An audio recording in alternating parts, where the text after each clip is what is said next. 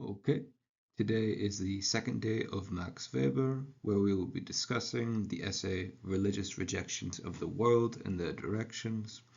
If you found this essay to be a bit difficult, that is perfectly fine. Do bear in mind that this is going to be one of the most difficult texts that we read throughout the semester, so no worries if you did not catch everything. Weber considers religion in the form of what is referred to as abnegation. If you don't know, abnegation is sort of a self-denial, a denial of the world through a very intense discipline, self-discipline, that is. He breaks down different types of what religiosity in the early pages of this essay. The first time he attempts to do so, he focuses on the distinction between mystic and ascetic. I would say to you that if you're not picking it up on page 325, the difference he's going for, maybe turn over to page 326. Becomes a bit more clear. He talks about how the mystic type of religiosity is an understanding of the world in which human beings are meant to be silent so that God may speak. This is, of course, allegorical. He's saying not necessarily just speaking, but also having this attitude toward general social action. The mystics' understanding of the world is that human beings should sort of minimize their actions. They should act as little as possible. They accommodate God's orders. They have a sort of humility about their own existence. And as he puts it, he phrases it as a sort of incognito existence by minimizing the actions in such ways. This is in contrast to ascetic religiosity, which proves itself through action. For the ascetic point of view, they view the mystic as being somewhat indolent or lethargic, lazy, engaging in sort of self-indulgence, whereas the ascetic is far more disciplined and carries out action. Whereas the mystic, on the other hand, will see the ascetic as engaging in sort of godless, vile conduct by acting so much rather than minimizing action. Weber will then turn to five spheres that he sees coming into tension with with religion as the world rationalizes, as the world modernizes more and more. These five spheres of the social world, he says, come into tension. They see some incompatibilities and sources of competition between one another. Before we break down these five spheres, however, it's first important to read out this premise that he provides us with, saying, the religion of brotherliness has always clashed with the orders and values of this world, and the more consistently its demands have been carried through, the sharper the clash has been. The split has usually become wider the more the values of the world have been rationalized and sublimated in terms of their own laws. I ended at rationalized because that's the crux of the argument, I would say. So, he first moves to the economic sphere, though there are five other spheres that come into tension with religion in the modern world: the political sphere, the aesthetic sphere, the erotic sphere, and the intellectual sphere. We will be covering all of those in this lecture. For Weber, the economic sphere, he says, is the most obvious of the five tensions. He starts by showing us that money is the most abstract and impersonal element that exists in all of human life. This sort of impersonal character is sort of at odds with the more personalized character of religion. Thus, capitalism, following its fundamental laws of competitive struggle, dog-eat-dog world, survival of the fittest type of mentality, is as it follows these types of competitive laws, they are less likely to be able to maintain the more personalized element of the ethic of brotherliness that religion demands. He does say that some religions have attempted to compromise with these sort of these factors that are creating a tension between the economic sphere and religion in the modern world, though he also claims that no religion has truly and entirely overcome this tension. So there are some ways in which this tension has been attempted to overcome. For example, the ascetic type of religiosity we discussed in a couple of slides ago, where that meaning the type of religiosity that is committed to action and self-discipline, the sort of abnegation, the denial of oneself. This type of religious person and religious community has attempted to overcome this tension I described by rejecting the material goods that a capitalist modernized society values so much. Weber talks about a monk fleeing from the world and denying himself private property, thus with this sort of radical type of frugality that one would live. The monk thus only possesses that which are absolutely essential for their survival, so food and shelter, etc. No materialist goods. Weber identifies a paradox on page 332 that I would like to point out to you.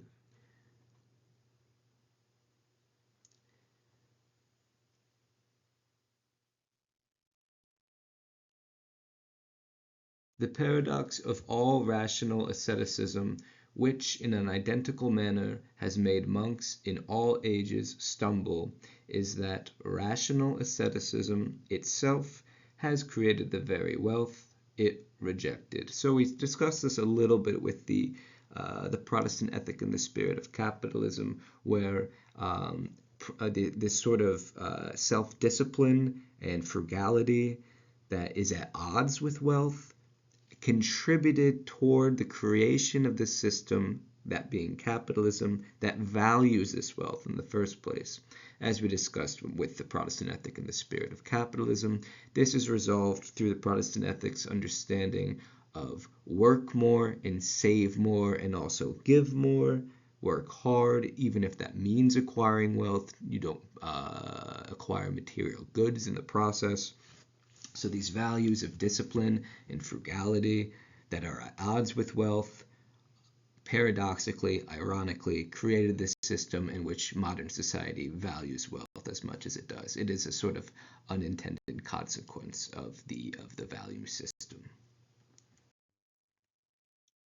We then turn to the second sphere that comes into tension with religion, that being the political sphere. The political sphere, Weber says, was not always in tension with religion. For example, with more ancient understandings of God, there was this understanding of gods being at war and tribal gods, etc. A type of narrative that would justify and complement conflict and political conflict and the violent conflict of war. However, Weber claims that the rise of universalist religions with a unified God by a unified God of the entire world, then invoked this sort of God of love, a forgiving God, a brotherly God. It is the universalist type of religion which is attached to the ethic of brotherliness and this God of love, which brings the political sphere in tension with religion in the highly rationalized world. So the political order falls in tension with the ethic of brotherliness that religion demands, because in politics, decisions need to be made that are treacherous, that are truly tragic and violent and in total conflict with this sort of God of love in universalist religions. This tension becomes stronger and stronger as the political sphere advances and becomes more highly rationalized. Weber discusses how the rationalized states sort of take part in this violent conflict and always believe that they are in the right and that their opponents are in the wrong. So they therefore try to develop some sort of ethical code around their violent conduct by even sort of invoking God's name to justify their conflict. However, some other religious folks would see this as sort of taking God's name in vain by using the will of God in your formulation to justify violent conflict that is said to stand in opposition to God's will. there's a sort of rationality, a cool world, a disenchanted world where there's a sort of matter-of-fact calculating aspect to politics um, that increases as long as rationalization and modernization increase. And the more and more at odds with religion and the ethic of brotherliness politics comes, as long as the political sphere and political decision making is dictated by this sort of matter of fact calculating character. Weber kind of briefly goes over the fact that more so with the political sphere than the economic sphere, political decisions are very difficult and come into direct contradiction with religion at times. I'm a bit surprised with Weber's brevity on this matter because he has a lot to say about it and could have been a bit more elaborate. As we will see in Weber Day 3, Politics as a Vocation, he expands on this point. But for now, we'll keep it to that. We'll discuss that next time. The religious person who would be characterized as a mystic is able to avoid the tension between the political sphere and religion in the modernized world, again because the mystic is committed to a lack of action, to minimize themselves through their incognito existence. The sort of turn the other cheek is inherently apolitical through a lack of action. So the mystic is able to be apolitical in this politicized world because they believe that any sort of social action is not really relevant to their salvation, which is the ultimate thing to value in their lives. Thus, lines like turn the other cheek and render unto Caesar the things which are Caesar's tends to complement their line of reasoning. I won't go into this too much, but this sort of complements Marx's understanding of religion in terms of being passive toward this worldly affairs. When Marx said that religion is the opiate of the people, he meant something a bit distinct, but there is also some overlap in the fact that religion is said to pacify the people. Where Weber doesn't believe that, Weber sort of corrects that claim by Marx in several ways. One of which would be the fact that Weber is specifying different types of religiosity, mystic as opposed to ascetic. Ascetic would be highly involved and committed to action. That would be a type of religiosity that Marx did not consider. So Weber is a little bit more textured in covering the different forms of religiosity. All right, we will now get into the aesthetic sphere. Um, as you will see in my note there, Weber uses, I should say the translation of Weber spells it starting with the E, though of course the more common spelling is with the A. Both are technically correct. Religion, Weber makes a case, initially stood in close relation to artistic products. Religion inspired art. He goes on to say that this tension started to accumulate with this sort of obsession with form as opposed to content. I won't delve too deep into that this semester. However, the artists focus on the form of the artistic product rather than the meaning of the artistic product is the beginning of this sort of tension between the artistic or aesthetic realm and religion. As long as rationalization proceeds, art then sort of takes on its own independent character. It separates itself from not just being religious-inspired art. Art then develops its own sort of independent meaning and value. More importantly, art, quote, provides a salvation from the routines of everyday life, and especially from the increasing pressures of theoretical and practical rationalism. So it's important to take note of this term salvation. Here Weber is describing a sort of breaking away from one's everyday life, breaking away from daily routine, artistic products, whether it's, he's probably more so concerned with art during his time, paintings and novels, which can certainly provide a sense of salvation or transcendence or separation, overcoming of our daily existence. You might even think of movies or the excitement that you get from murder mysteries, etc., that take you into another world. Art providing this opportunity to go into another world, to overcome your everyday existence, thus serves a sort of quasi-religious function, whereas religion was initially the primary source of salvation, of transcendence of your life. Art thus becomes in competition. It's another source that one can turn to in the modernized world to transcend daily existence. Okay, so the artist's escape from everyday life, from routine, can be interpreted as being sort of not fulfilling one's ethical code from the perspective of salvation religions. But the artist might counter this perception by saying that imposing such ethical norms sort of limits one's creativity and the expression of their true selves. To conclude the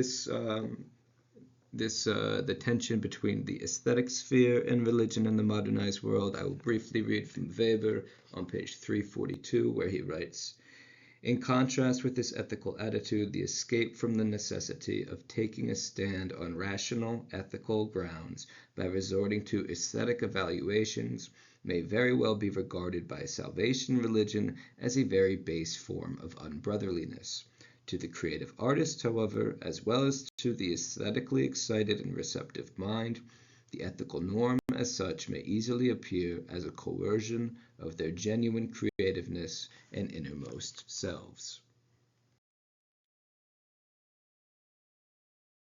The more principled that salvation religion becomes, the more it comes into tension with sexual love.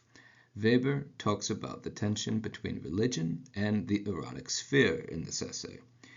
He begins like how he begins the other sphere's tension, saying that it was not always this case. It was in the sort of pre-rationalized world, and with sort of primeval religions and magical religiosity, there wasn't really this tension between sexual activity and religion.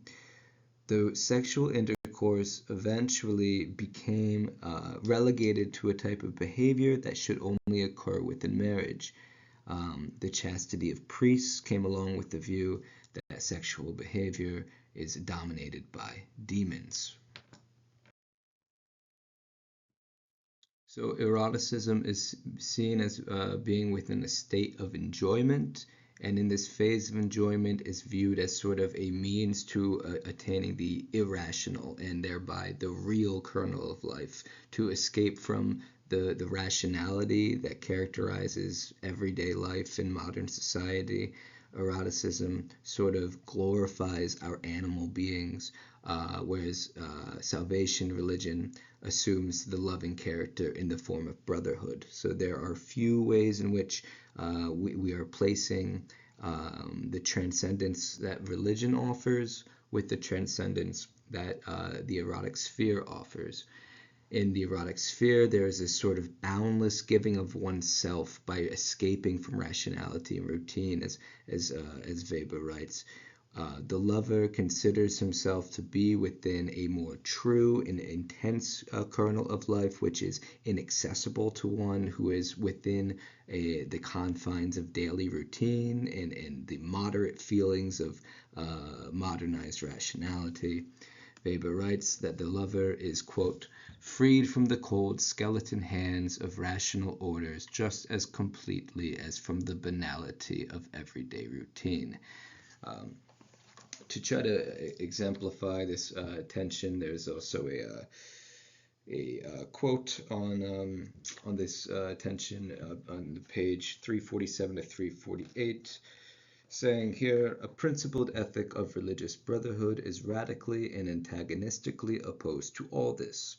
From the point of view of such an ethic, this inner, earthly sensation of salvation by mature love competes in the sharpest possible way with the devotion of a supramundane God, with the devotion of an ethically rational order of God, or with the devotion of a mystical bursting of individuation, which alone appear genuine to the ethic of brotherhood.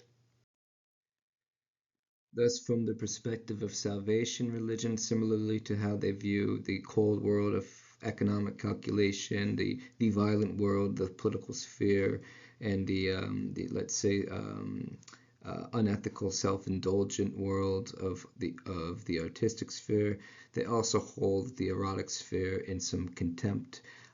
The sort of escape from routine that sexual love has to offer, in the same way that artistic creations have to offer, are perceived as a denial of the love for God, when one's love should be directed toward God and the ethic of brotherliness. The erotic sphere has sort of replaced that with a different form of love.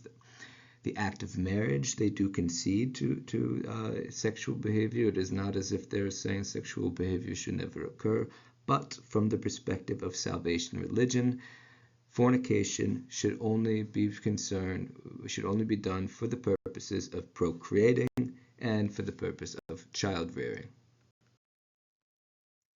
Lastly, we will be discussing the tension between religion and the intellectual sphere. Weber talks about how religion and the intellectual sphere are in tension with one another as the intellectual knowledge rationalizes and becomes more empirical in form.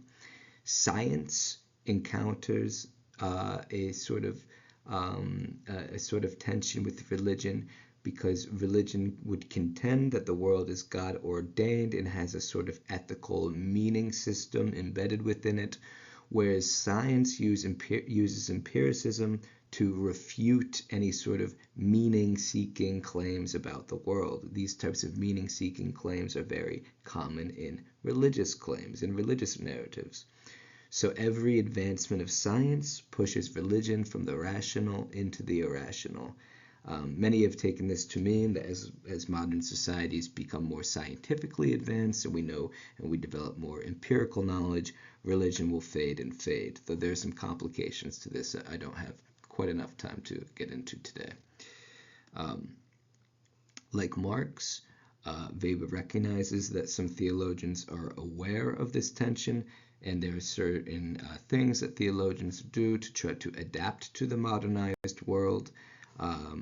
For Marx, Marx looks at this with disdain, whereas Weber sort of recognizes this as a nuance. Again, Marx was more of a journalist, whereas Weber was a scholar. So, with these 5 spheres, tension revolves around competition. We again explain this tension between the intellectual sphere and the rationalized world, particularly intellectualism in the form of empirical intellectualism, is placed in competition with religion because they both have this sort of quest to understand ultimate claims about the world.